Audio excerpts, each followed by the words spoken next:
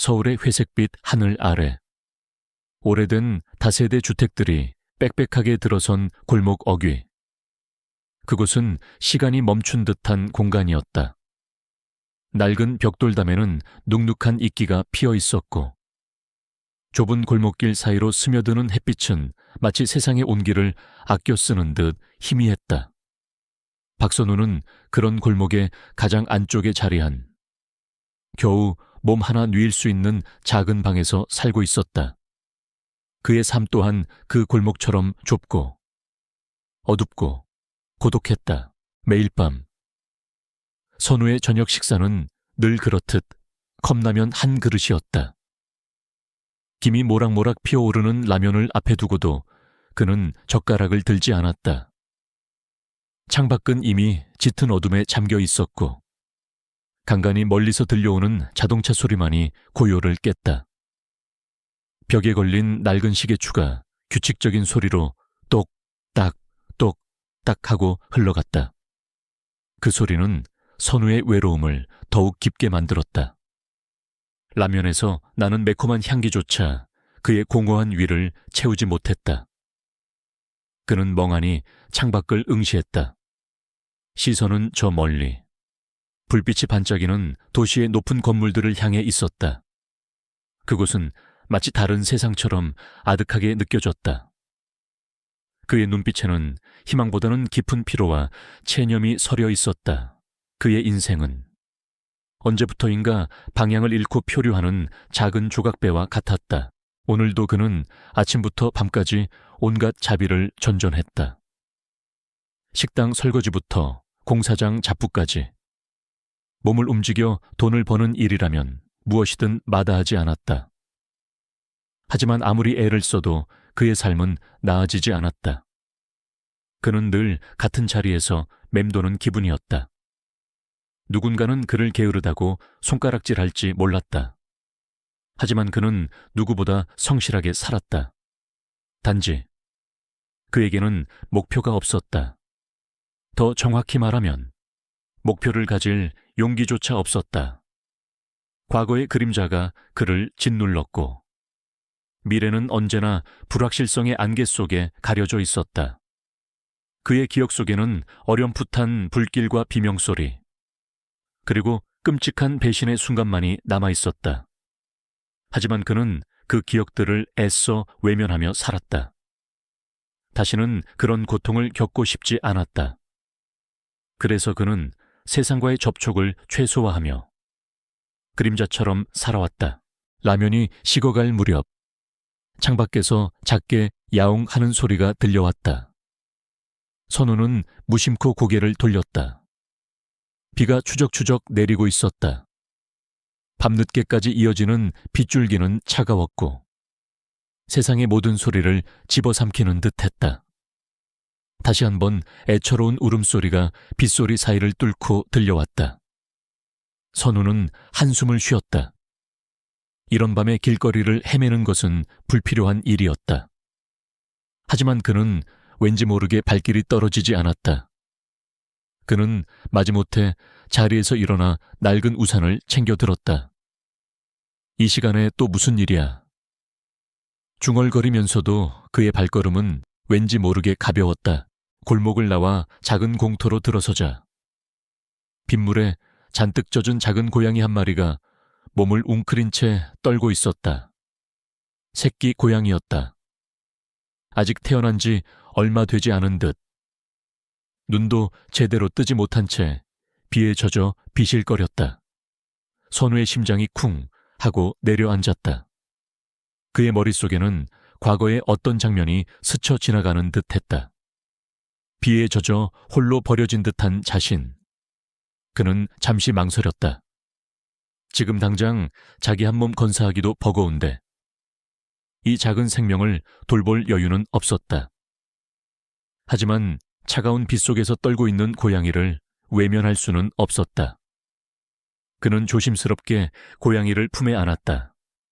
고양이의 작은 몸은 차갑게 식어 있었지만 희미하게 느껴지는 온기가 선우의 마음에 작은 파문을 일으켰다. 방으로 돌아온 선우는 고양이를 낡은 수건으로 조심스럽게 닦아주었다. 고양이는 추위에 떨며 칭얼거렸다. 선우는 잠시 고민했다. 이 작은 생명에게 무엇을 먹일 수 있을까? 그의 눈에 아까 먹다 남긴 라면이 들어왔다. 국물은 차갑게 식어 있었고 면발은 퉁퉁 불어 있었다. 선우는 한참을 망설였다. 자신에게 남은 마지막 식량이었다. 하지만 그는 결국 라면 국물과 면발을 조금 덜어 접시에 담았다. 따뜻하게 들 수 없어 미안한 마음이 들었다. 그는 고양이에게 접시를 내밀었다. 고양이는 망설임 없이 허겁지겁 라면을 먹기 시작했다. 그 작은 몸에서 뿜어져 나오는 생명력의 선우는 왠지 모를 위안을 느꼈다. 나도 너처럼 살고 싶었나? 그는 씁쓸하게 웃었다. 남에게 기대지 않고 스스로 살아가는 고양이처럼. 그렇게 강해지고 싶었다. 하지만 현실은 녹록지 않았다. 고양이는 라면을 먹고 기운을 차렸는지 선우의 무릎 위로 올라와 웅크렸다. 선우는 조심스럽게 고양이의 작은 머리를 쓰다듬었다. 고양이의 부드러운 털과 따뜻한 언기가 손바닥을 통해 전해졌다. 어둠 속에서 혼자 빛나는 듯한 고양이의 작은 눈동자를 보며 선우는 왠지 모르게 편안함을 느꼈다. 그는 고양이에게 별이라는 이름을 지어주었다. 어둡고 칙칙한 그의 삶의 작은 별이 되어주기를 바라는 마음에서였다. 별은 선우의 삶의 작은 변화를 가져왔다. 적어도 그는 더 이상 혼자가 아니었다. 이제는 집에 돌아오면 자신을 기다리는 작은 생명이 있었다. 다음 날 아침, 선우는 잠에서 깼을 때 익숙하지 않은 감각에 사로잡혔다. 오른손으로 무의식적으로 왼쪽 손목을 쓸어보았다. 그의 손목에는 흐릿하지만 분명한 상처가 있었다. 오래된 사고의 흔적이었다. 어릴 적, 기억도 나지 않는 사고로 생긴 상처라고 부모님은 말씀하셨다. 하지만 그는 종종 그 상처를 볼 때마다 왠지 모를 불안감과 함께 알 수 없는 강렬한 느낌에 사로잡히곤 했다. 마치 그 상처가 과거의 어떤 중요한 순간과 연결되어 있는 듯 했다. 그는 거울을 들여다보았다. 거울 속 자신의 눈빛은 여전히 어딘가 공허했지만 어제보다 미미하게나마 생기가 깃들어 있는 듯 했다. 선우는 낡은 가방에서 닳고 다른 낡은 수첩을 꺼냈다. 이 수첩은 그가 어린 시절부터 늘 몸에 지니고 다니던 것이었다. 겉보기에는 평범한 수첩이었지만 안에는 복잡한 기호와 알 수 없는 도표들이 가득했다. 사람들은 그가 헛된 그림이나 그리는 괴짜라고 생각했지만 선우에게 이 수첩은 세상의 질서를 이해하고 예측하는 그만의 방식이었다. 그는 어린 시절부터 남들이 보지 못하는 것들을 보고 남들이 듣지 못하는 것들을 들었다. 그는 세상의 모든 움직임을 패턴으로 인식하고 그 패턴들을 자신만의 기호로 기록했다. 그것은 그가 가진 숨겨진 재능이자 동시에 그를 세상으로부터 고립시킨 특별함이었다. 그는 수첩을 한 장 한 장 넘겼다. 그의 손길이 닿을 때마다 알 수 없는 기호들이 미묘하게 빛을 발하는 듯 했다. 그 기호들 속에는 그의 과거와 미래, 그리고 어쩌면 이 세상의 모든 비밀이 담겨 있는지도 몰랐다. 그는 수첩을 다시 가방 깊숙이 넣었다. 아직은 이 수첩의 진정한 가치를 아는 이는 아무도 없었다. 그리고 그는 그것이 영원히 비밀로 남기를 바랐다. 그날도 선우는 저녁 늦게까지 일을 마치고 집으로 돌아가는 길이었다. 어두컴컴한 뒷골목을 지나고 있을 때였다. 갑자기 멀리서 비명소리가 들려왔다. 선우는 멈칫했다. 이런 골목에서 들리는 비명소리는 을의 범죄와 연관되어 있었다. 그는 애써 외면하고 싶었다. 다시는 그런 세상과 엮이고 싶지 않았다. 하지만 그의 발길은 자신도 모르게 소리가 나는 쪽으로 향하고 있었다. 그곳은 낡은 창고 앞이었다. 시끄러운 음악 소리가 밖으로 새어나오고 있었지만 그보다 더 크게 들리는 것은 사람들의 고함 소리와 둔탁한 몸싸움 소리였다. 선우는 조심스럽게 창고 문틈으로 안을 들여다보았다. 그의 눈에 들어온 광경은 충격적이었다. 건장한 남자들이 한 여자를 애워싸고 무자비하게 폭행하고 있었다. 여자는 이미 피투성이가 되어 바닥에 쓰러져 있었고 남자들은 아랑곳하지 않고 발길질을 계속했다. 그들의 등에는 용 문신이 선명하게 새겨져 있었다. 흑룡회, 서울 뒷골목을 장악하고 있는 악명 높은 조직이었다. 선우의 심장이 얼어붙는 듯했다. 그는 과거에 악몽이 되살아나는 것을 느꼈다. 눈앞의 폭력은 그에게 끔찍했던 배신의 순간을 떠올리게 했다. 그는 온몸이 떨렸지만 동시에 알 수 없는 분노가 치밀어 올랐다. 그는 망설였다. 도망칠 것인가? 아니면 개입할 것인가? 도망치면 안전할 것이었다. 하지만 그는 자신의 눈앞에서 벌어지는 불의를 외면할 수 없었다. 이대로 물러선다면 그는 영원히 과거의 그림자 속에서 벗어날 수 없을 것 같았다. 그 순간 한 남자가 여자의 머리채를 잡고 일으켜 세우려는 것을 보았다. 여자의 얼굴은 절망으로 일그러져 있었다. 그 모습에 선우는 더 이상 참을 수 없었다. 그는 이를 악물고 낡은 벽돌 하나를 집어들었다. 그의 손은 떨렸지만 그의 눈빛은 어느 때보다 강렬하게 빛났다. 그는 자신도 모르게 창고 문을 박차고 들어섰다. 그만둬. 그의 목소리는 작았지만 그 공간의 모든 소리를 잠재울 만큼 강력했다. 남자들은 갑작스러운 등장에 놀라 일제히 선우를 돌아보았다. 그들의 눈에는 분노와 함께 경멸이 담겨 있었다. 어둠 속에 숨어있던 선우의 특별함, 그의 타고난 배짱과 용기가 서서히 드러나기 시작하는 순간이었다.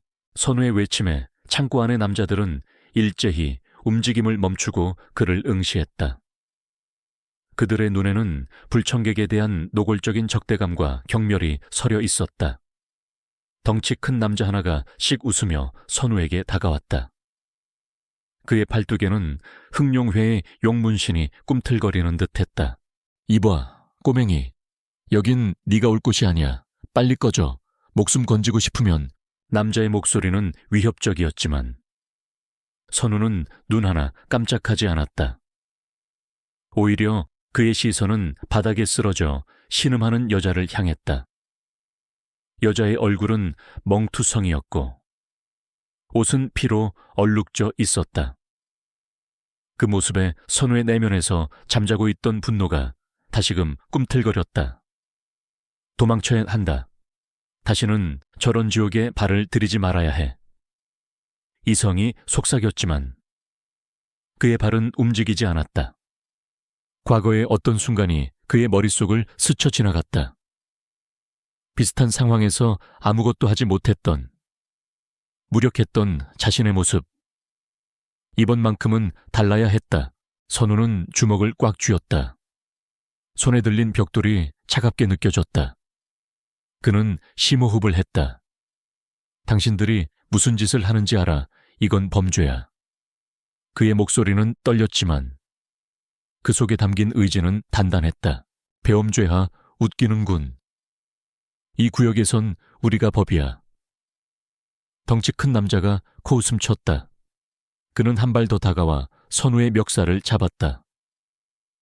꼬마야, 내 놈이 뭔데 감히 우리 일에 끼어들어 죽고 싶어 환장했나. 선우는 남자의 시선을 피하지 않았다. 그는 순간적으로 남자의 움직임을 예측했다. 그의 어깨 근육이 미세하게 경련하는 것을 보고 다음 순간 주먹이 날아올 것을 직감했다. 그는 재빨리 고개를 숙여 주먹을 피하고 동시에 벽돌을 휘둘러 남자의 다리를 가격했다. 남자는 예상치 못한 공격에 비명을 지르며 휘청거렸다. 다른 남자들이 달려들었다. 선우는 순식간에 포위당했다. 그들은 훈련된 조직원들답게 무자비하게 공격해왔다. 선우는 필사적으로 저항했다. 그의 몸은 작고 왜소했지만 그의 움직임은 기민하고 예측 불가능했다. 그는 남자들의 공격 패턴을 순식간에 분석하고 최소한의 움직임으로 공격을 피하며 반격의 기회를 엿보았다. 어린 시절부터 익힌, 어쩌면 전생에서부터 몸에 배어있던 본능적인 감각이었다. 그의 눈에는 남자들의 움직임이 마치 느린 화면처럼 보였다. 다음 공격이 어디에서 올지, 어떤 방향으로 피해야 할지, 모든 것이 계산되는 듯 했다. 하지만 역부족이었다. 아무리 뛰어나도 수적으로 열세인 상황에서 맨몸으로 조직원들을 상대하는 것은 무모한 일이었다. 결국 선우는 한 남자의 발차기에 옆구리를 맞고 바닥에 쓰러졌다. 크윽! 뼈가 부러지는 듯한 고통이 전신을 강타했다. 남자들은 그를 둘러싸고 무자비하게 발길질을 시작했다. 선우는 고통 속에서도 필사적으로 몸을 웅크렸다. 그의 눈앞이 흐릿해졌다. 끝인가? 이렇게 또... 그는 절망했다. 전생의 기억, 배신의 순간이 다시금 생생하게 되살아나는 듯했다. 바로 그때였다. 창고 문이 쾅 하고 열리는 소리가 들렸다. 거친 발걸음 소리가 들리더니 남자들의 움직임이 멈췄다. 무슨 소란이야? 낮고 위압적인 목소리가 창고 안에 울려 퍼졌다. 남자들은 일제히 자세를 고쳤다. 선우는 고개를 들어 시야에 들어온 인물을 보았다. 단정한 검은 양복을 입은 중년 남자가 냉철한 눈빛으로 그들을 내려다보고 있었다. 그의 뒤에는 2명의 건장한 경호원이 그림자처럼 서 있었다. 조태식, 흥룡회의 보스였다. 선우의 전생에서 그를 배신하고 죽음으로 몰아넣었던 바로 그 인물이었다. 선우의 심장이 격렬하게 뛰었다. 분노, 증오, 그리고 복수의 열망이 그의 피를 끓게 했다. 하지만 그는 내색하지 않았다. 그의 얼굴은 고통과 두려움으로 일그러진 평범한 젊은이의 표정 그대로였다. 그는 지금 과거의 자신과는 완전히 다른 새로운 삶의 시작점에 서 있었다. 조태식은 쓰러진 선우를 내려다보았다. 그의 눈빛은 뱀처럼 차가웠고 그 어떤 감정도 읽을 수 없었다. 웬 녀석이냐? 그가 나직이 물었다. 덩치 큰 남자가 재빨리 상황을 설명했다. 보스님, 이 녀석이 갑자기 쳐들어와서 방해를 했습니다. 주제도 모르고 말이죠. 조태식은 아무 말 없이 선우를 응시했다. 그의 시선은 선우의 눈빛에 머물렀다. 고통 속에서도 흔들리지 않는 선우의 눈빛. 그리고 그 속에 언뜻 비치는 알 수 없는 침착함에 조태식은 미묘한 흥미를 느꼈다. 그는 잠시 생각에 잠겼다. 이런 뒷골목에서 목숨을 걸고 남의 일에 끼어드는 젊은이는 흔치 않았다. 게다가 이 어린 녀석에게서 느껴지는 알 수 없는 기운은 조태식의 직감을 자극했다. 그는 평생을 뒷골목에서 살아오며 수많은 사람들을 만나왔지만 선우 같은 유형은 처음이었다. 흥미롭군. 조태식은 나직이 읊조렸다. 이 녀석을 내 사무실로 데려와라. 그리고 저 여자는 처리해라는 말에 선우는 몸을 부들부들 떨었다. 여자를 죽이겠다는 뜻이었다. 그는 고통 속에서도 이를 악물고 몸을 일으키려 했다. 안 돼. 저 여자를... 하지만 그의 몸은 말을 듣지 않았다. 남자들이 선우를 강제로 붙잡고 끌고 가기 시작했다. 선우는 끌려가면서도 필사적으로 여자를 향해 손을 뻗었다. 하지만 그의 손은 허공을 갈랐고 여자의 비명소리가 그의 귀를 찢었다. 선우의 눈에서 뜨거운 눈물이 흘러내렸다. 기억해라. 이 무력함을, 이 절망을. 그는 자신에게 다짐했다. 이번 생의 목표는 단 하나, 그의 자리를 빼앗는 것이다. 조태식의 사무실은 예상외로 소박했다. 화려함보다는 실용성을 중시하는 듯했다. 그는 팔짱을 낀 채 의자에 앉아 선우를 바라보았다. 선우는 의자에 앉아 있었지만 그의 몸은 여전히 쑤시고 아팠다. 하지만 그는 고통을 애써 감추려 했다. 내 이름이 뭐냐? 조태식이 물었다. 박선우입니다. 선우는 짧게 대답했다. 그의 목소리는 갈라져 있었다. 왜 그랬지? 죽을 줄 알면서도 끼어든 이유가 뭐냐? 선우는 망설였다. 솔직하게 대답할 수는 없었다. 그는 자신의 과거를 숨겨야 했다. 그냥 불의를 못 참았습니다. 눈앞에서 사람이 죽어가는 걸 보고만 있을 수 없었습니다. 그는 최대한 진심을 담아 말했다. 조태식은 선우의 대답에 피식 웃었다. 정의감이라. 이 바닥에서 그런 건 사치야. 내 놈이 끼어들지 않았어도 어차피 죽을 목숨이었어. 그의 목소리에는 일말의 동정심도 없었다. 하지만 꽤 쓸만한 배짱을 가지고 있군. 그리고 눈빛이 마음에 든다. 죽음을 두려워하지 않는 눈빛. 선우는 조태식의 말을 들으며 생각했다. 죽음을 두려워하지 않는다고 나는 이미 한 번 죽었다. 그것도 당신 손에. 그의 내면은 복수심으로 불타올랐지만 겉으로는 아무렇지도 않은 척했다. 조태식은 자리에서 일어나 선우에게 다가왔다. 그의 손에는 담배 한 개비가 들려 있었다. 그는 담배에 불을 붙여 한 모금 빨아들였다. 내 놈의 배짱을 샀다. 나와 함께 일하지 않겠나? 선우는 조태식의 제안에 놀랐다. 그는 잠시 망설였다. 이 순간이야말로 그의 운명을 결정지을 중요한 갈림길이었다. 거절하면 죽을 것이고 받아들이면 다시금 지옥 같은 세계에 발을 들여놓아야 했다. 하지만 그는 이것이 자신에게 주어진 유일한 기회임을 알았다. 조태식의 곁에서 그의 모든 것을 보고 배우고 결국에는 그의 심장을 꿰뚫을 수 있는 기회. 무슨 일을 해야 합니까? 선우는 애써 침착하게 물었다. 조태식은 만족스러운 미소를 지었다. 별고칙 없어. 내 눈과 귀가 되어주면 된다. 이 바닥은 정보 싸움이니까. 그리고 때로는 더러운 일도 해야 할 거야. 그의 눈빛이 섬뜩하게 빛났다. 선우는 고개를 끄덕였다. 그는 자신의 운명을 받아들이기로 했다. 알겠습니다, 모수님. 그의 목소리에는 미약하지만 새로운 결의가 담겨 있었다. 조태식은 선우의 어깨를 두드리며 말했다. 좋아, 내일부터 당장 일 시작해라. 넌 이제 흥룡회의 일원이다. 선우는 조태식의 사무실을 나섰다.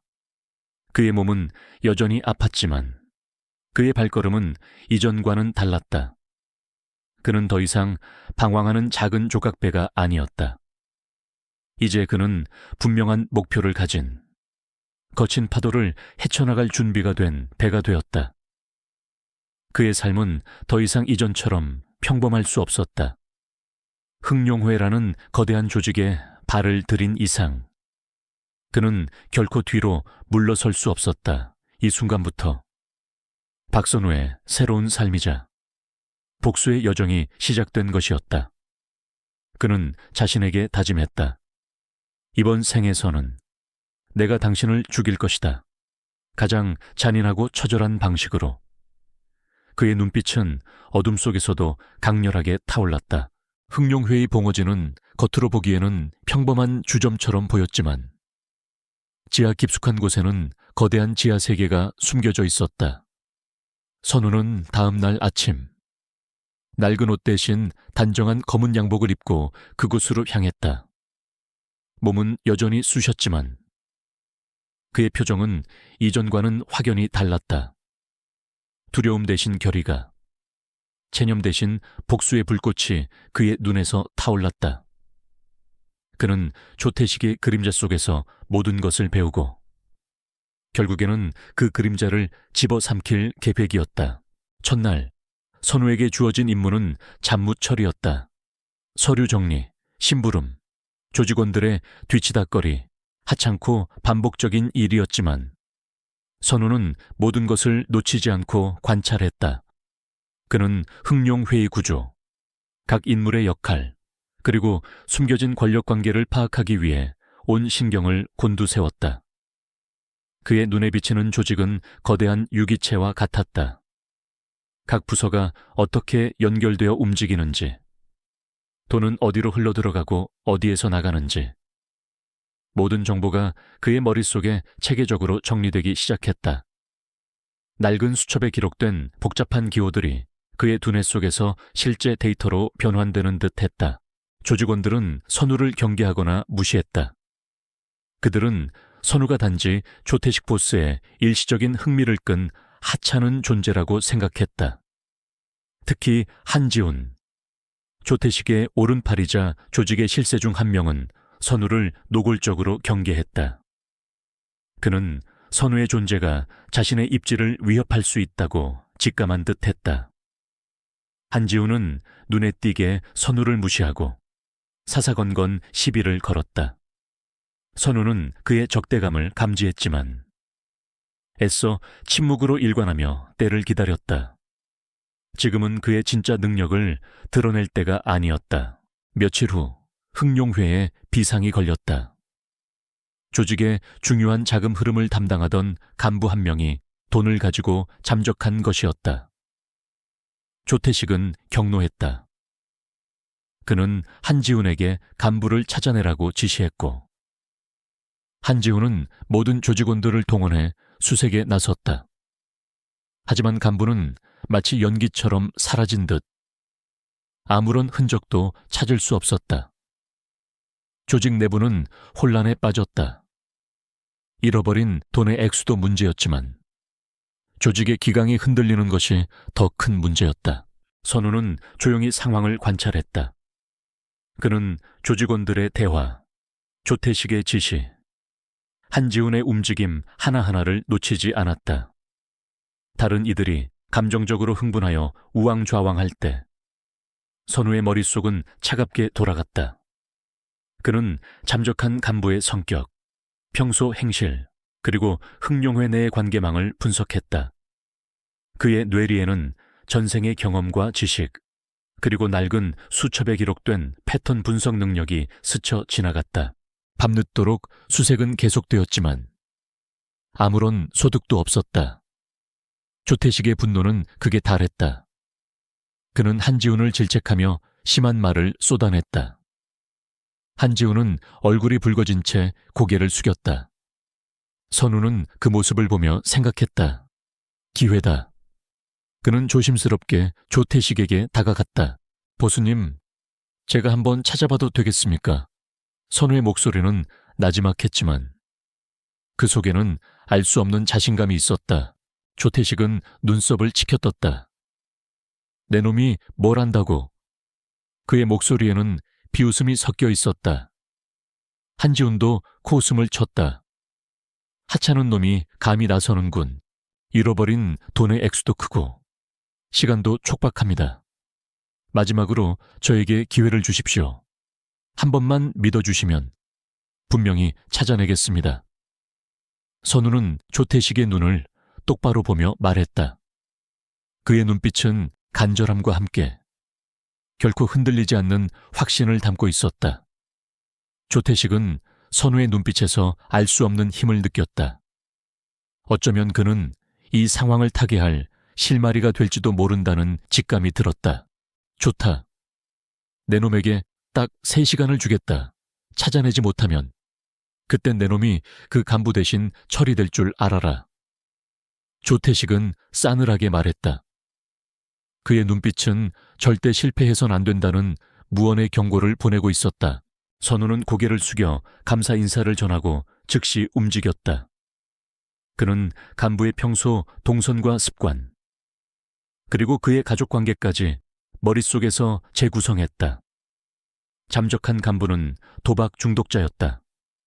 선우는 과거의 경험을 토대로 도박 중독자들이 돈을 숨기기 위해 어떤 방법을 사용하는지, 그리고 그들이 어디로 숨어드는지 정확히 알고 있었다.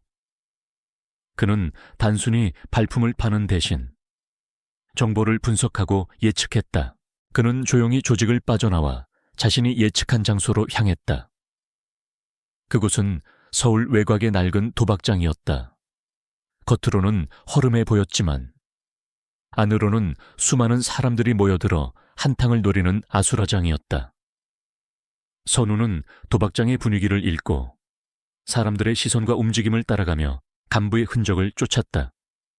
그의 눈은 마치 스캔하듯이 모든 것을 훑어보았다.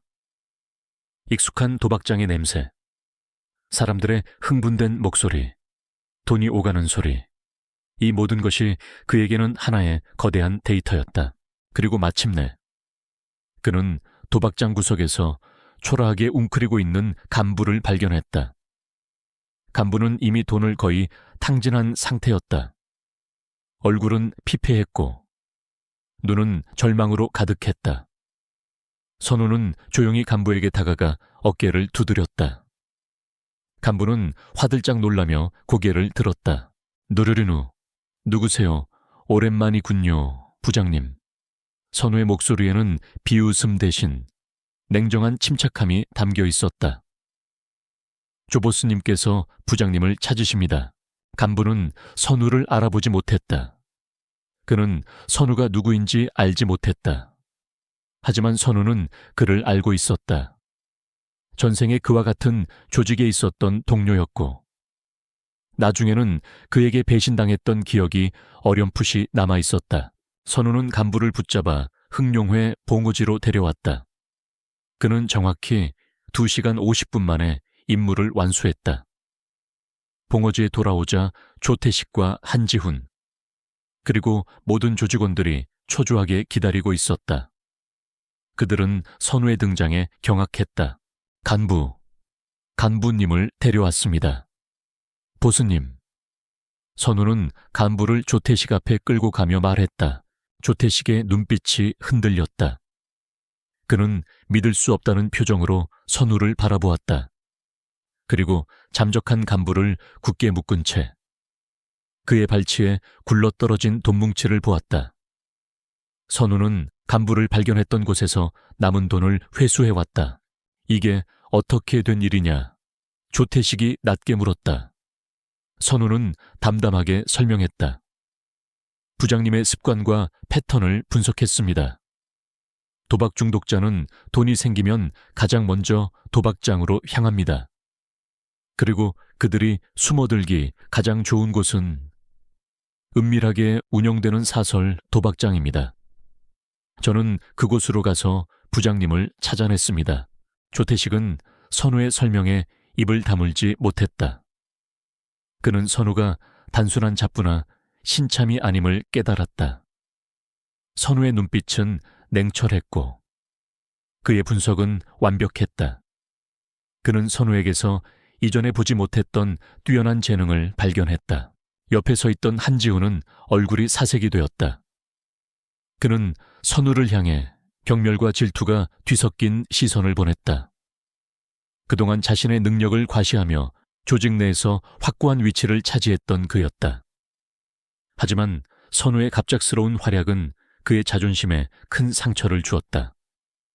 그는 분노를 사기며 이를 갈았다. 저 자식이 감히... 그 순간 조태식은 한지훈에게 차가운 시선을 보냈다. 한지훈, 내 놈은 이 하찮은 일 하나 제대로 처리 못하고 뭐 한 거야. 조태식의 목소리에는 실망감이 역력했다. 한지훈은 아무 말도 하지 못하고 고개를 숙였다. 조태식은 선우를 다시 바라보았다. 그의 얼굴에는 만족스러운 미소가 떠올랐다. 박선우, 내 놈, 예상외로 쓸모가 있군. 이제부터 내 옆에서 일해라. 그리고 앞으로 내 놈에게는 조직의 정보 수집 및 분석 업무를 맡기겠다. 선우는 속으로 쾌재를 불렀다. 이것은 그가 원했던 기회였다. 조태식의 옆에서 조직의 핵심 정보를 얻고 그의 권력을 약화시킬 발판을 마련할 수 있는 절호의 기회였다. 그는 겉으로는 담담하게 고개를 숙였다. 명령대로 하겠습니다. 보수님, 그날 밤 흥룡회 봉어지에서는 축배가 이어졌다. 조태식은 선우의 활약을 칭찬하며 술잔을 기울였다. 선우는 겉으로는 웃었지만 그의 마음속에는 차가운 복수심이 가득했다.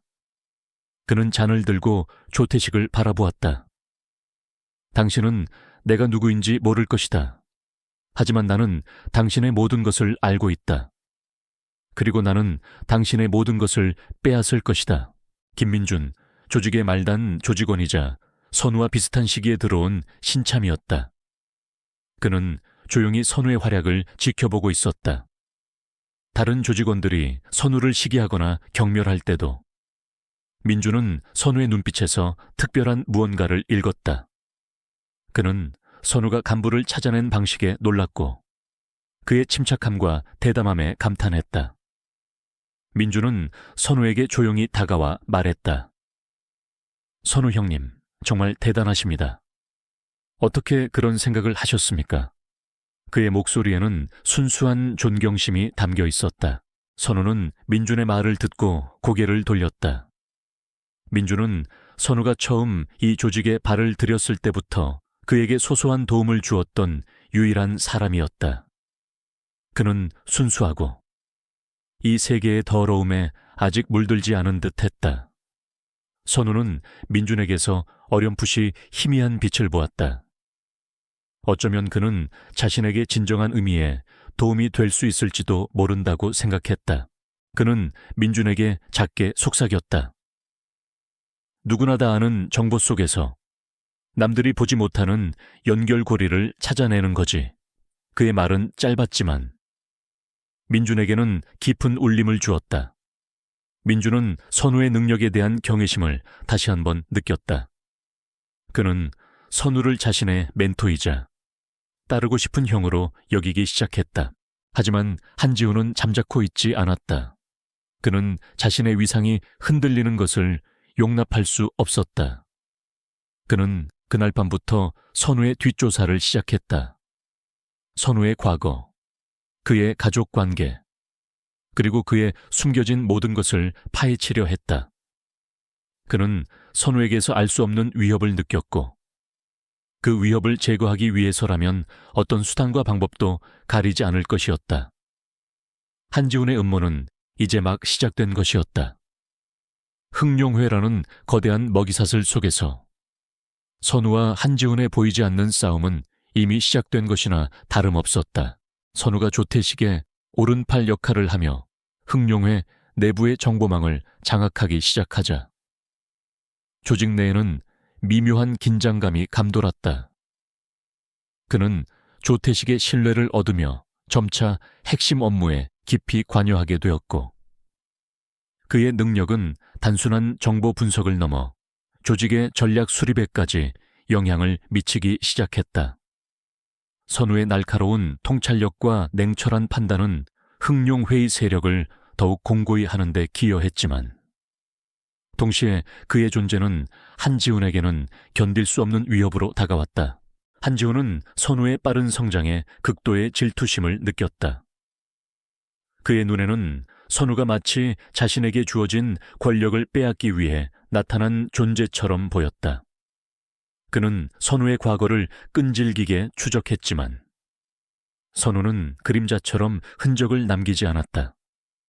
결국 한지훈은 선우를 제거할 음모를 꾸미기 시작했다. 그는 선우가 조태식에게서 얻은 신뢰를 무너뜨리고 그를 조직에서 영원히 추방시키거나 아예 제거하기로 결심했다. 어느 날 밤 조태식은 흥룡회의 모든 간부들을 불러 모아 긴급 회의를 소집했다. 분위기는 평소보다 훨씬 더 무거웠다. 조태식은 싸늘한 눈빛으로 회의실을 둘러보았다. 우리 조직에 배신자가 있다는 보고를 받았다. 조태식의 목소리는 낮았지만 그 울림은 회의실 전체를 얼어붙게 만들었다. 누군가 중요한 정보를 외부로 빼돌리고 있어. 이로 인해 우리 조직이 큰 위기에 처했다. 모든 간부들의 시선이 불안하게 흔들렸다.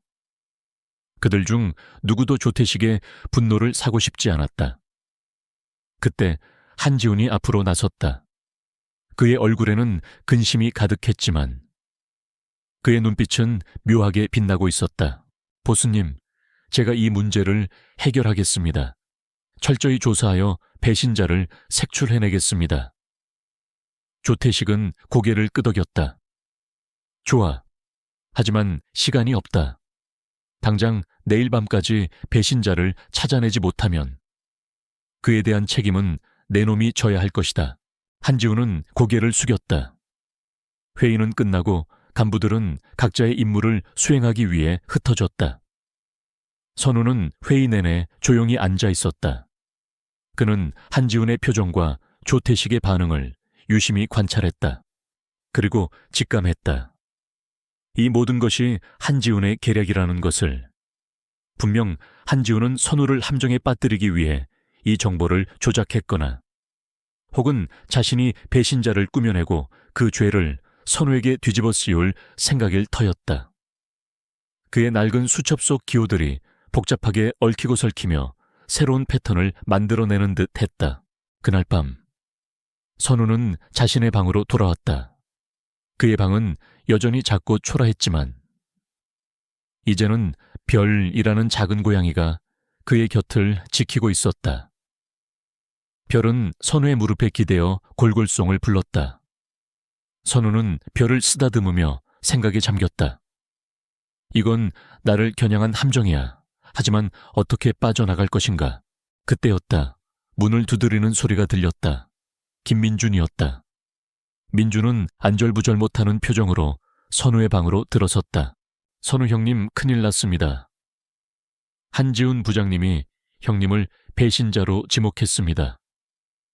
민준의 목소리는 떨렸다.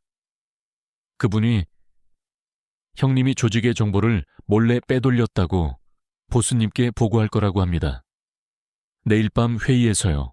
선우는 예상했던 일이라 놀라지 않았다.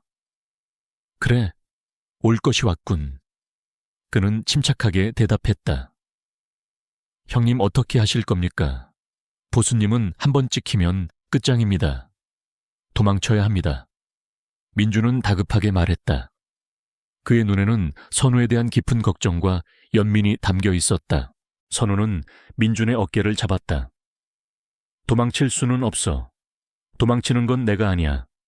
그리고 도망치면 모든 게 끝장나. 그는 차분하게 말했다. 이건 한지훈이 나를 제거하려는 마지막 발악이야. 나는 이 기회를 이용해 그의 가면을 벗길 거야. 하지만 혼자서 어떻게 하십니까? 민주는 걱정스럽게 물었다.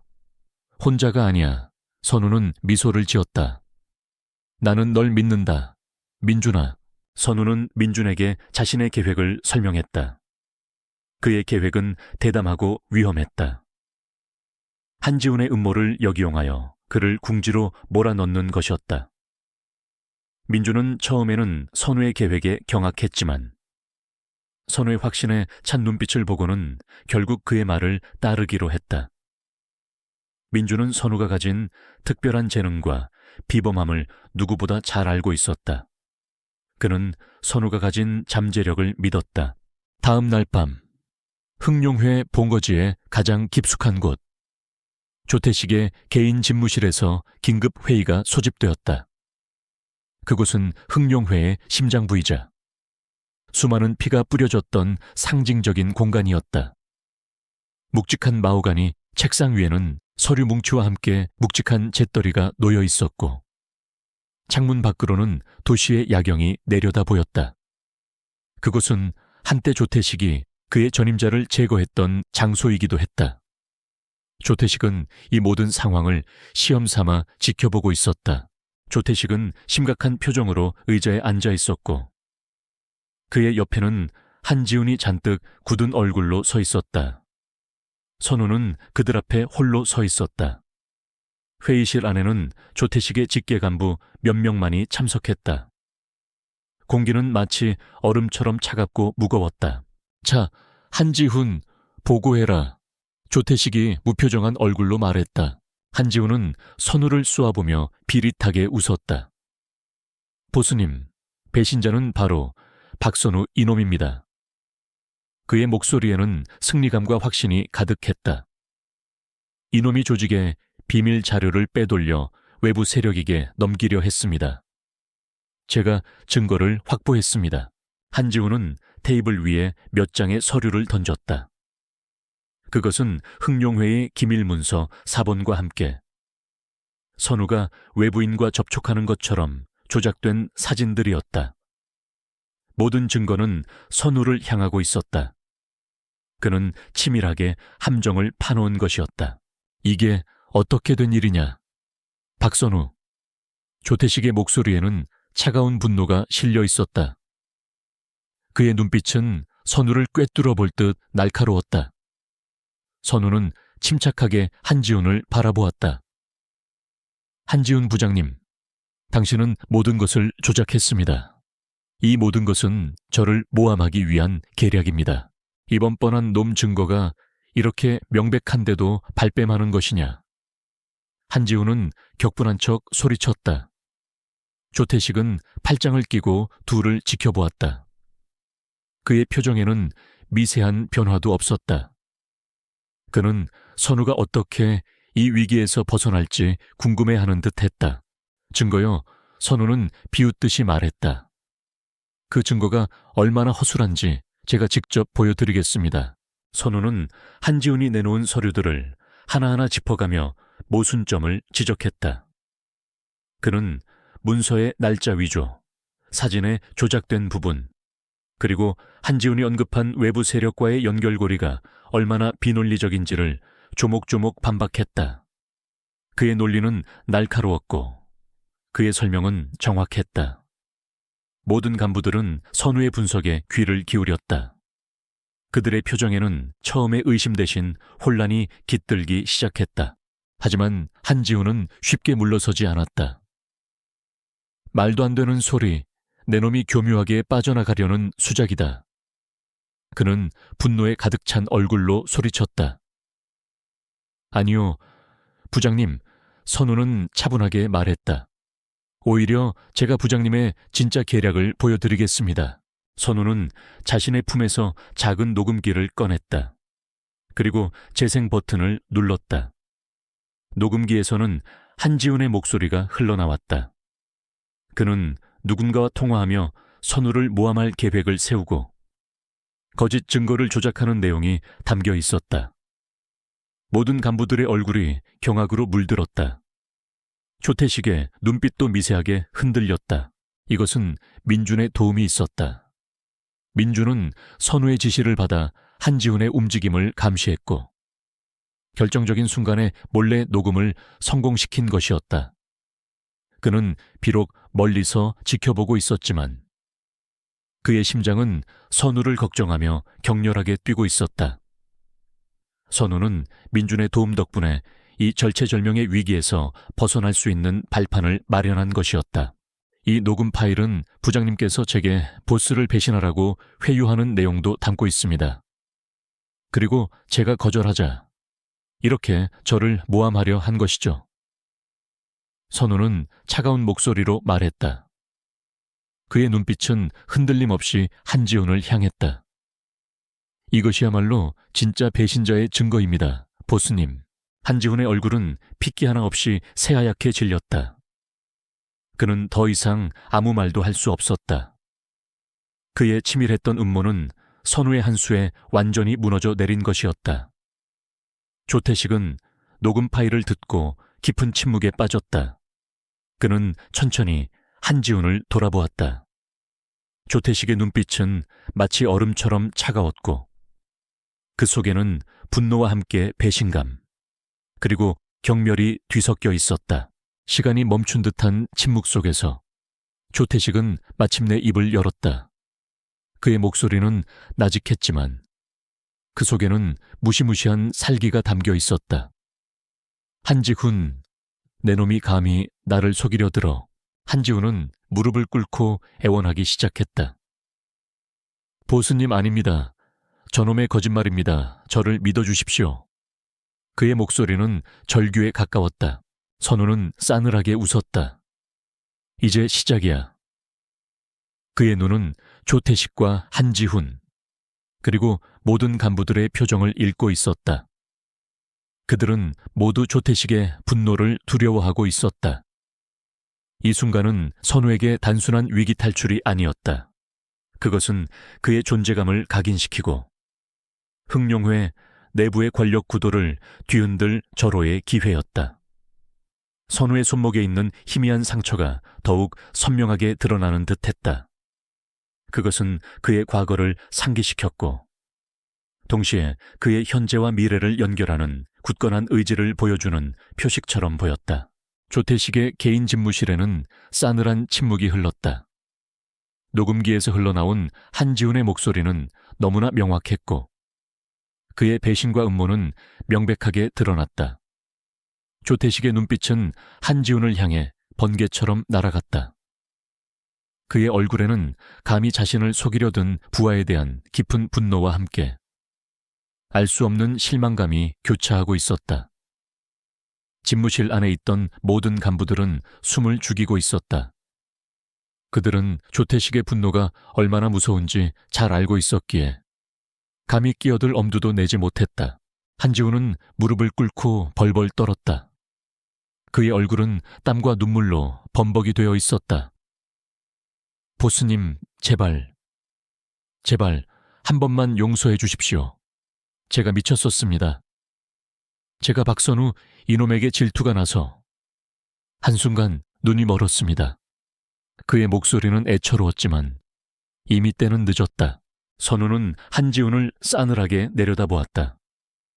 그의 심장은 격렬하게 고동쳤지만 그의 표정은 아무런 감정도 드러내지 않았다.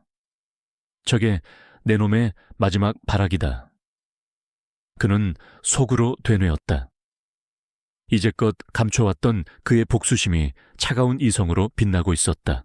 조태식은 천천히 자리에서 일어섰다. 그의 그림자가 한지훈의 몸을 뒤덮었다. 질투 내 놈의 하찮은 질투 때문에 조직이 위험에 처할 뻔했다는 말인가. 조태식의 목소리는 낮았지만 그 위압감은 온몸을 짓눌렀다. 그는 한지훈의 멱살을 잡고 거칠게 들어 올렸다. 한지훈은 힘없이 매달렸다. 그 순간 선우는 모든 간부들의 시선이 자신에게로 쏠려 있음을 느꼈다. 그들의 눈에는 경악, 두려움, 그리고 알 수 없는 존경심이 뒤섞여 있었다. 그는 자신이 단순히 위기를 모면한 것이 아님을 직감했다. 이것은 그가 흥룡회 내부의 권력 구도를 재편하고 자신의 입지를 확고히 할 수 있는 결정적인 순간이었다. 그는 조용히 조태식의 다음 행동을 기다렸다. 그의 눈에는 이미 미래의 그림이 그려지는 듯 했다. 조태식은 한지훈을 바닥에 내던졌다. 한지훈은 쿵소리를 내며 쓰러졌다. 조태식은 다시 선우를 바라보았다. 그의 눈빛은 이전과는 확연히 달랐다. 의심이나 분노 대신 깊은 통찰력과 함께 흡족함이 담겨 있었다. 박선우, 내 놈 정말 대단하군. 조태식은 나직이 말했다. 내 앞에서 감히 이런 계략을 꾸미는 놈은 내 놈이 처음이다. 그리고 그걸 뒤집어 엎을 만큼 영리한 놈도 내 놈이 처음이야. 선우는 고개를 숙였다. 과찬이십니다. 보스님. 아니, 조태식은 고개를 저었다. 과찬이 아니야. 한지훈, 내 놈은 내 눈을 속이려 했지. 하지만 박선우 이놈은 내 눈을 뜨게 해주었어. 조직의 진짜 암덩어리가 누구였는지. 조태식은 바닥에 쓰러진 한지훈을 향해 차가운 명령을 내렸다. 한지훈, 내 놈은 오늘부로 흥룡회에서 제명이다. 그리고 내 놈이 가진 모든 권한과 재산은 박선우에게 넘겨라. 한지훈은 절규했다. 안 됩니다. 보스님 저를 버리지 마십시오. 제가 평생을 바쳐 모신 흥룡회입니다. 닥쳐. 조태식의 목소리가 사무실을 울렸다. 내 놈은 이미 나에게 죽은 목숨이나 다름없어. 당장 꺼져라. 2번 다시 내 눈앞에 띄지 마. 한지훈은 경호원들에게 끌려나갔다. 그의 절규는 점점 멀어져 갔다. 집무실 안에는 다시 침묵이 흘렀다. 하지만 이전과는 다른 승자의 기운이 감도는 침묵이었다. 조태식은 선우를 다시 바라보았다. 그의 얼굴에는 이제 완벽한 신뢰와 만족감이 떠올랐다. 박선우, 너는 오늘부터 흥룡회의 실세다. 한지훈의 모든 자리를 네가 대신한다. 그리고 앞으로 조직의 모든 중요한 결정은 내 놈과 상의할 것이다. 이것은 선우에게 단순한 승리가 아니었다. 그것은 그의 전생에서 결코 얻을 수 없었던 권력의 정점이었다. 그는 마침내 조태식의 심장부로 들어선 것이었다. 그의 복수는 이제 더 이상 그림자 속에서 이루어지지 않을 것이었다. 선우는 깊이 고개를 숙였다.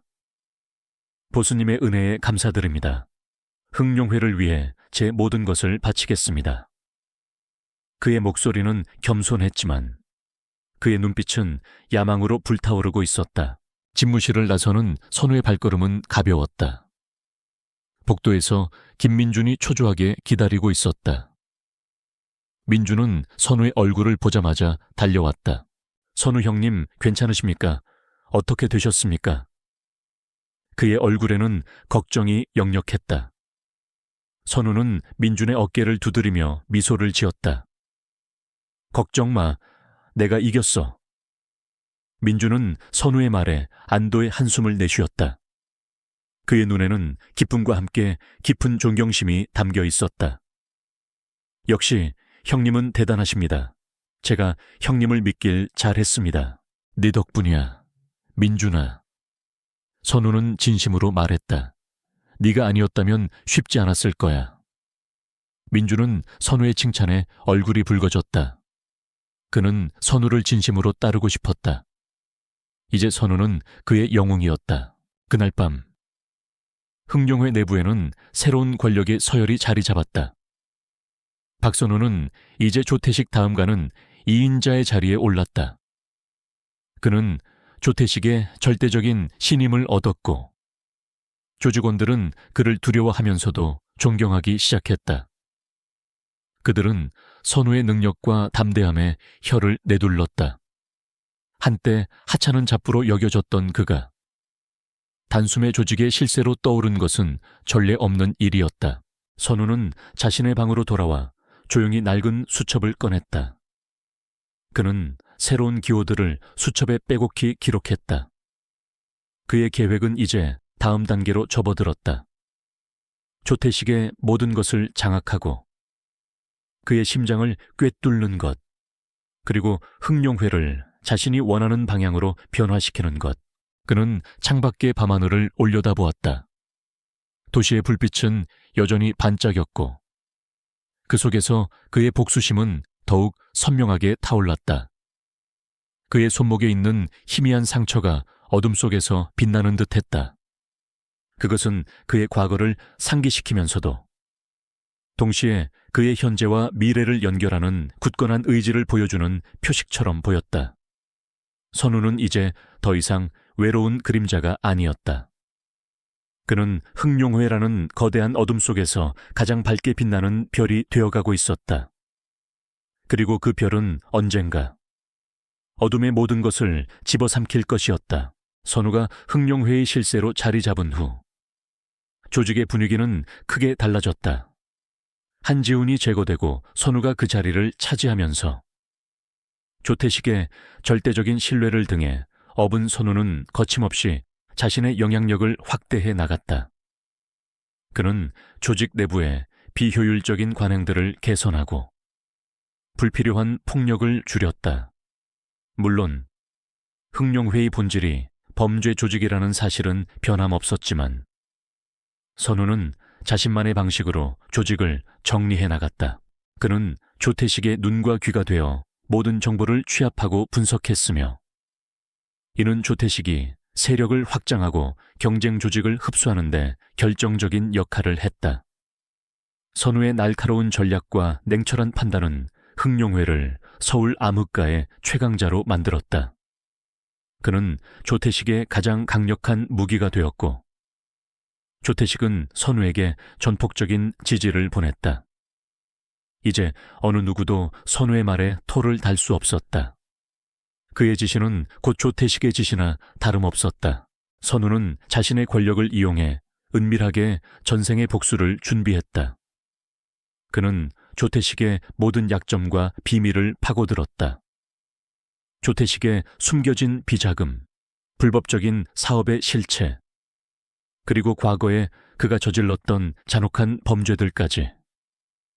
모든 정보가 선우의 손안에 들어왔다. 그의 낡은 수첩은 이제 조태식의 몰락을 위한 가장 정교한 설계도가 되어가고 있었다. 어느 날 저녁, 조태식은 선우를 자신의 개인 저택으로 불렀다.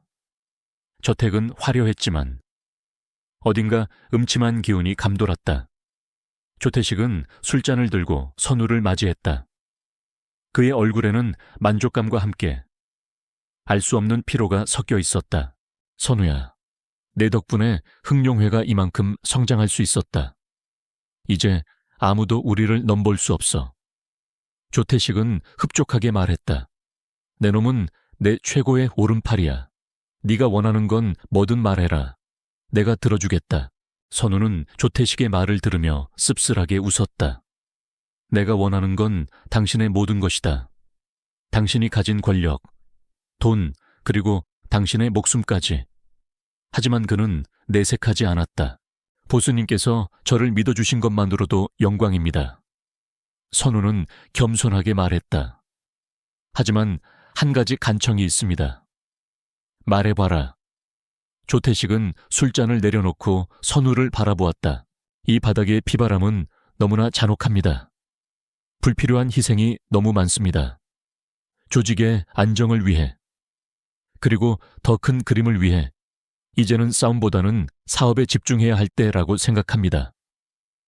선우는 조심스럽게 자신의 의견을 피력했다. 합법적인 사업으로 전환하여 조직의 이미지를 개선하고 사회에 긍정적인 영향을 미칠 수 있는 방향으로 나아가야 한다고 생각합니다. 조태식은 선우의 말에 잠시 침묵했다. 그의 눈에는 놀라움과 함께 의심이 스쳤다. 조태식은 평생을 피와 폭력 속에서 살아온 인물이었다. 선우의 제안은 그의 본능과는 정반대되는 것이었다. 사업이라, 내 놈이 그런 생각도 하는 줄은 몰랐군. 조태식은 나직이 중얼거렸다. 하지만 이 바닥은 원래 그런 곳이야. 약육강식, 힘으로 모든 것을 빼앗고 지배하는 곳, 물론입니다. 보스님. 선우는 고개를 끄덕였다. 하지만 시대가 변하고 있습니다. 이제는 무력만으로는 모든 것을 유지할 수 없습니다. 돈과 정보, 그리고 명예가 필요합니다. 합법적인 사업을 통해 우리는 더 많은 돈을 벌 수 있고 사회에 영향력을 행사할 수 있습니다.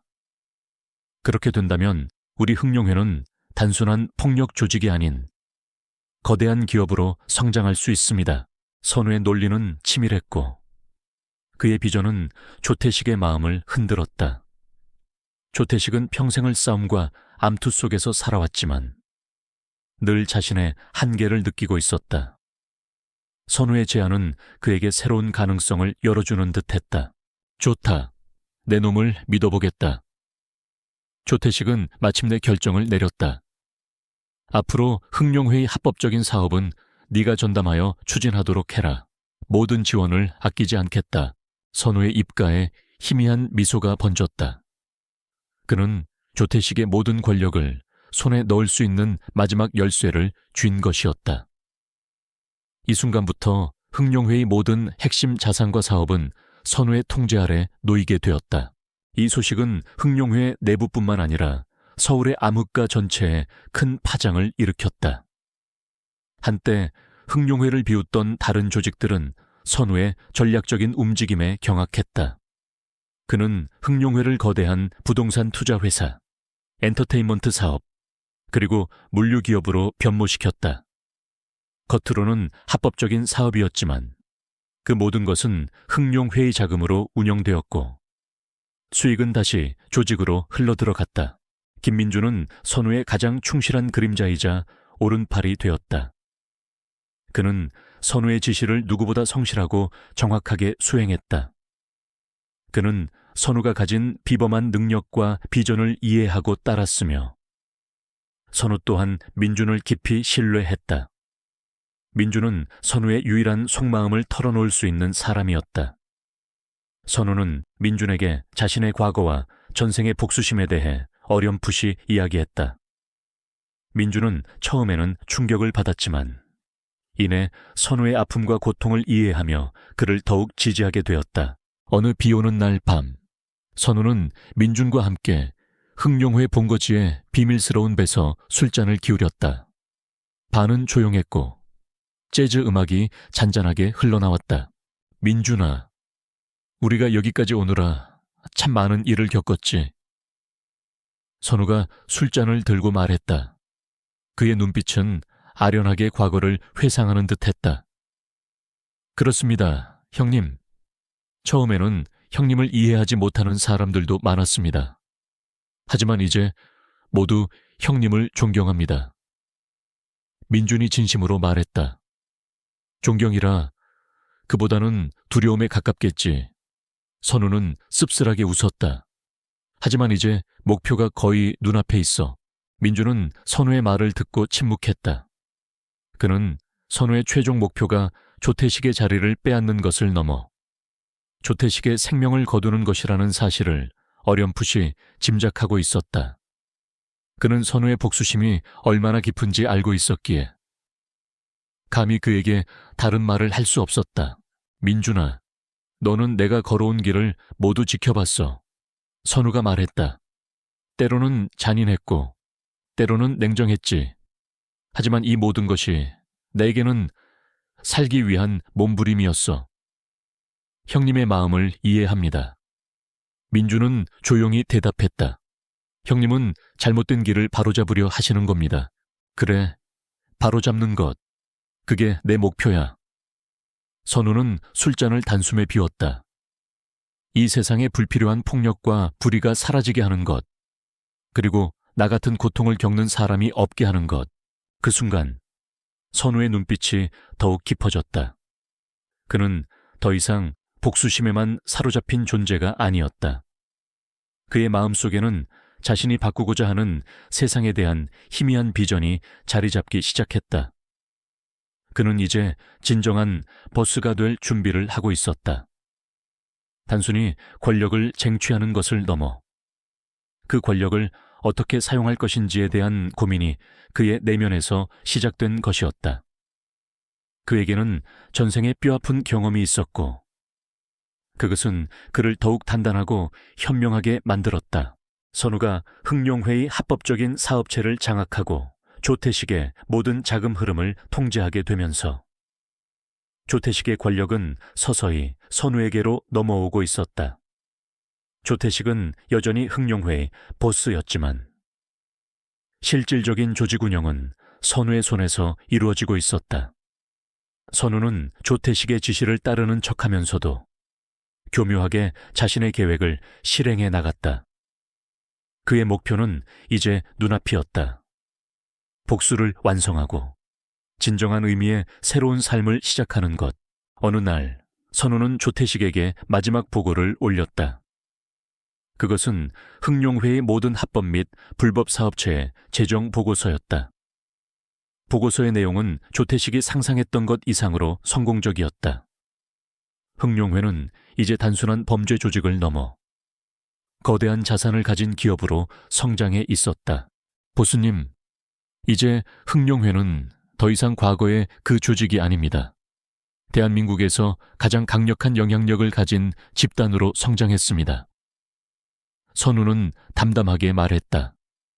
그의 목소리에는 미묘한 떨림이 있었지만 조태식은 눈치채지 못했다. 조태식은 만족스러운 미소를 지었다. 그래, 선우야, 모두 네 덕분이다. 네가 아니었다면 이룰 수 없었을 일이야. 바로 그때 선우는 조용히 자리에서 일어섰다. 그의 눈빛은 차가웠고 그 속에는 오랜 시간 응축된 복수심이 불타오르고 있었다. 아닙니다, 보수님. 선우의 목소리는 낮았지만 그 속에는 날카로운 칼날이 숨어 있었다. 이 모든 것은 제가 보수님의 것을 빼앗기 위함이었습니다. 조태식의 얼굴에서 미소가 사라졌다. 그의 눈빛에는 당혹감과 함께 깊은 의심이 떠올랐다. 무슨 소리냐? 선우야, 감히 내 놈이 나를 시험하려는 것이냐? 그의 목소리에는 경고의 의미가 담겨 있었다. 선우는 조태식의 눈을 똑바로 바라보았다. 시험이 아닙니다. 이건 복수입니다. 선우는 자신의 품에서 작은 녹음기를 꺼냈다. 그리고 재생 버튼을 눌렀다. 녹음기에서는 조태식의 목소리가 흘러나왔다. 그것은 전생에서 조태식이 선우를 배신하고 죽음을 명령했던 순간의 음성이었다. 조태식의 잔혹한 웃음소리와 함께 선우의 이름이 분명하게 들렸다. 조태식의 얼굴은 핏기 하나 없이, 피치기 하나 없이 새하얗게 질렸다. 그의 눈동자는 공포로 흔들렸다. 이건 불가능해. 내 놈이 어떻게 이걸... 기억하십니까? 보수님, 선우는 싸늘하게 말했다. 제가 첫 임무를 수행했을 때 보수님의 개인 집무실에 설치된 도청 장치입니다. 그리고 그 이후로 보수님의 모든 음성은 제 귀에 들어왔습니다. 보수님은 제가 보수님의 그림자가 되어주기를 원하셨지만 저는 그림자 속에서 보수님의 모든 것을 파헤쳤습니다. 조태식은 충격으로 말을 잇지 못했다. 그는 선우가 단순한 부하가 아님을 깨달았다. 선우는 처음부터 자신을 노리고 접근했던 것이었다. 그의 온몸에 소름이 돋았다. 하지만 내 놈이 왜 나를 배신하는 것이냐? 조태식은 격분하여 소리쳤다. 배신이요? 선우는 비웃듯이 말했다. 배신은 보수님께서 먼저 하셨습니다. 저는 이미 한 번 죽었습니다. 보수님의 손에. 선우는 자신의 손목에 있는 희미한 상처를 드러냈다. 기억하십니까, 과거? 보수님을 위해 모든 것을 바쳤던 제가 어떻게 버려졌는지. 조태식은 선우의 상처를 보고는 눈을 크게 떴다. 그의 머릿속에 오래된 기억이 스쳐 지나갔다. 분명 어디선가 본 듯한 상처였다. 그는 선우가 누구인지, 그리고 왜 자신에게 복수하려 하는지 어렴풋이 짐작하기 시작했다. 그의 얼굴에는 공포와 함께 이해할 수 없는 혼란이 뒤섞였다. 그때 선우는 조태식에게 차가운 시선을 보냈다. 이제 보수님의 시간은 끝났습니다. 선우의 손짓에 미리 대기하고 있던 김민준과 그의 부하들이 방 안으로 들이닥쳤다. 그들은 조태식의 경호원들을 순식간에 제압하고 조태식을 둘러쌌다. 조태식은 저항하려 했지만 이미 모든 것이 끝난 상황이었다. 그의 얼굴에는 절망과 함께 깊은 분노가 서려 있었다. 박선우 내놈이 감히 내놈도 결국 나와 다를 바 없는 괴물이다. 아니요, 보수님.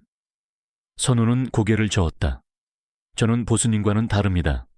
보수님은 권력을 위해 모든 것을 파괴했지만 저는 권력을 이용해 모든 것을 바로잡을 것입니다. 선우는 조태식에게 최후의 선택을 강요했다.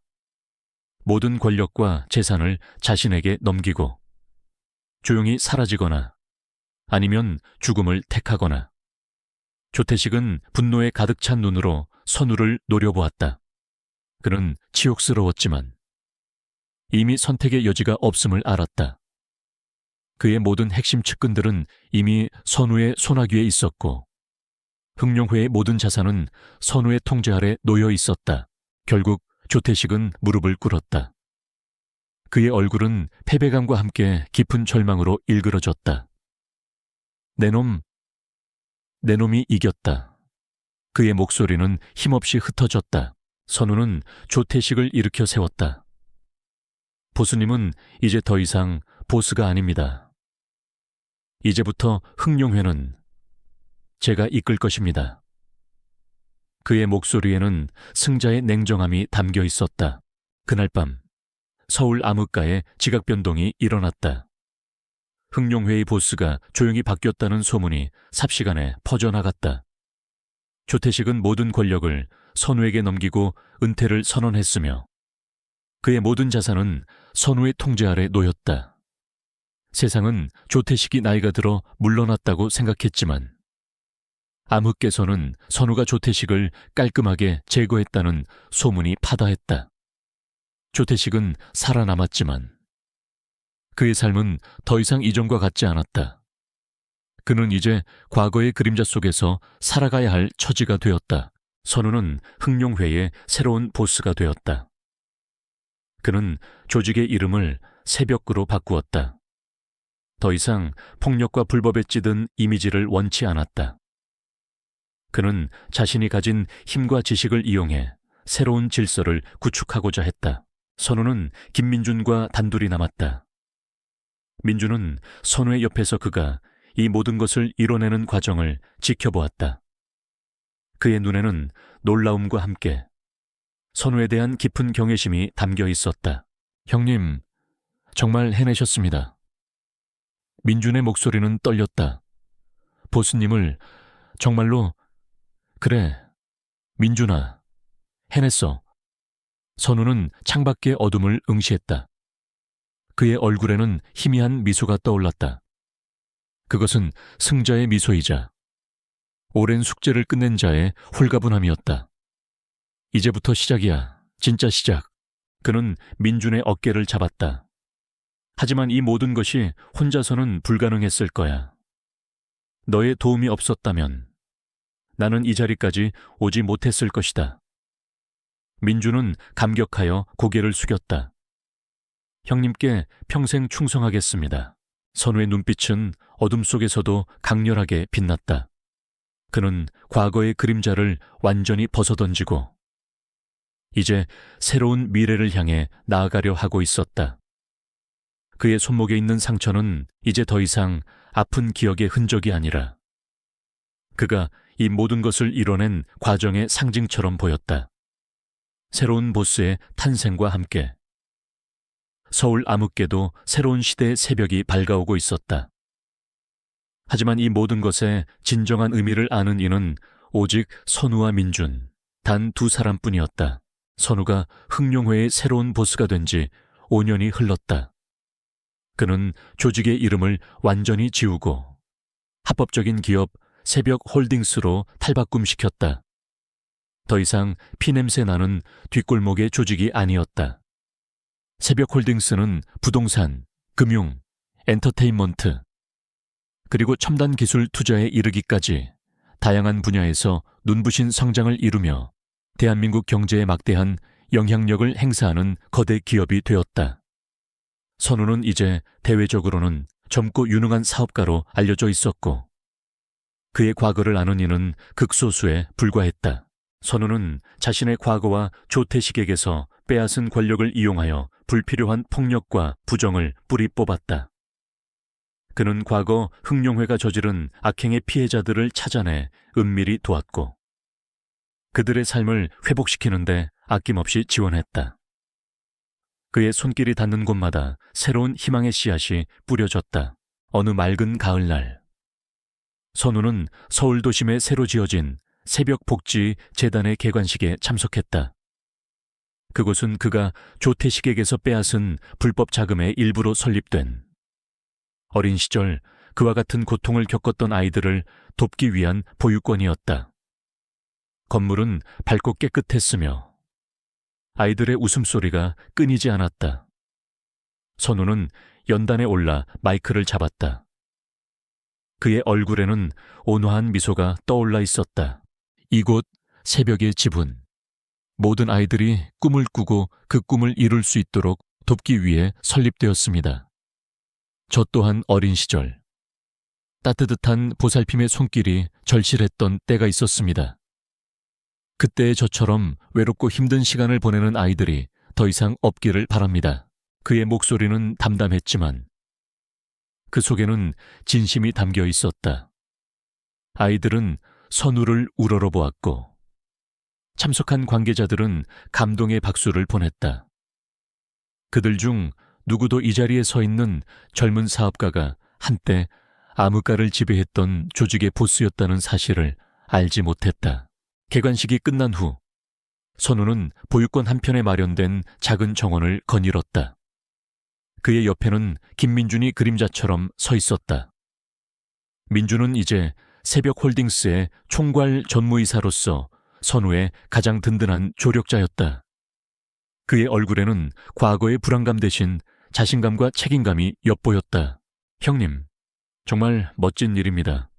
아이들이 정말 행복해 보입니다. 민준이 진심으로 말했다. 그래, 민준아.